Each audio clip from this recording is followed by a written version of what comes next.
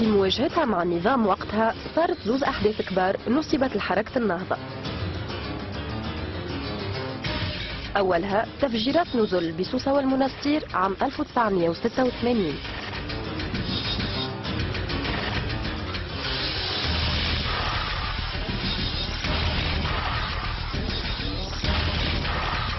ثم الحدث الأكبر اللي أدى إلى وفاة حارس لجنة التنسيق بباب سويقة عمارة السلطاني حرقا.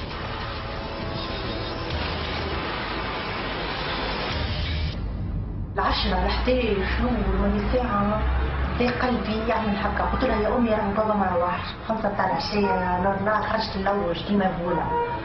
مشيت لدار بنت عمتي، للطولي انا مشيت لدار بنت عمتي، جيت كرهبة قالوا لها ليه ما تتفجعش، راهو ضربوه على ساقه خوانجية هكا تكستو، ضربوه الخوانجية على ساقه وهزينا نجبروا فيها، طلع هي محروقين واحنا اصلا في بنيش محروقين لحتى على اساس بابا جبروا له في ساقه، يقول مات ما يقولش مات، بعدوا فيه في الاخبار خبروا عليه اللي هو مات، اللي هما جماعه معناتها حرقوه، قالوا لنا راهم ارهابيين ينتميوا للحركه الاسلاميه، هما اللي حرقوهم، صبوا عليهم المولوتوف وحرقوهم.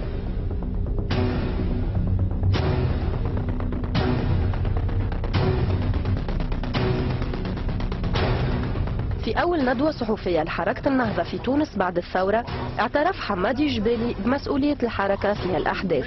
بعض الأحداث التي يمكن أن نفهمها كما الفرق وغيرها، فهذه أخطاء ارتكبناها، هي أخطاء فردية صدقونا في هذا، نجد لها مبرر ردة الفعل عن الكذب والإرهاب الدولة، ولكن لا يمكن أن نقرها. القياديين في النهضة والحكومة اليوم عندهم باش يبرروا أحداث العنف هذه. وقت اللي نستعرضوا مسيرة النهضة على مدى 40 سنة ما يلزمش نختزلوها في حادثة ولا اثنين، هذا ليس من العدل.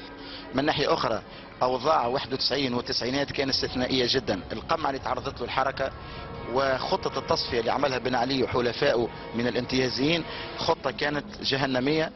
وتأكدت الحركة بالمعطيات الخاصة بالمعطيات السياسية العامة اللي من بين تزوير الانتخابات أن بن علي ليست له أي نية في إنجاز الديمقراطية، وبدأت الحركة تدخل في مرحلة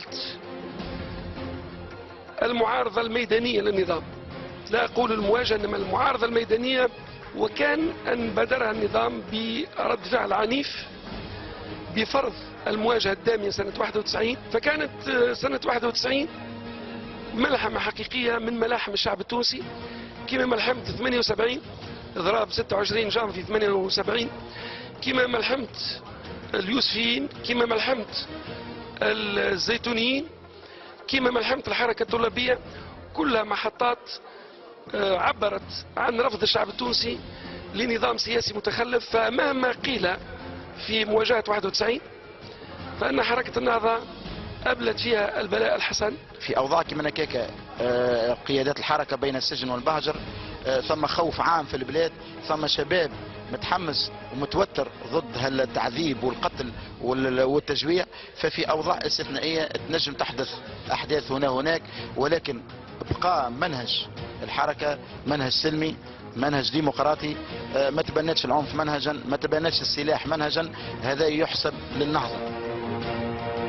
بين تبرير النهضة بقمع النظام السابق لها وبين اتهامها من قبل معارضيها بالإرهاب، تبقى أحداث التفجيرات ومال فرق وباب سويقة من أبرز النقاط الخلافية المثيرة للجدل حول حركة النهضة.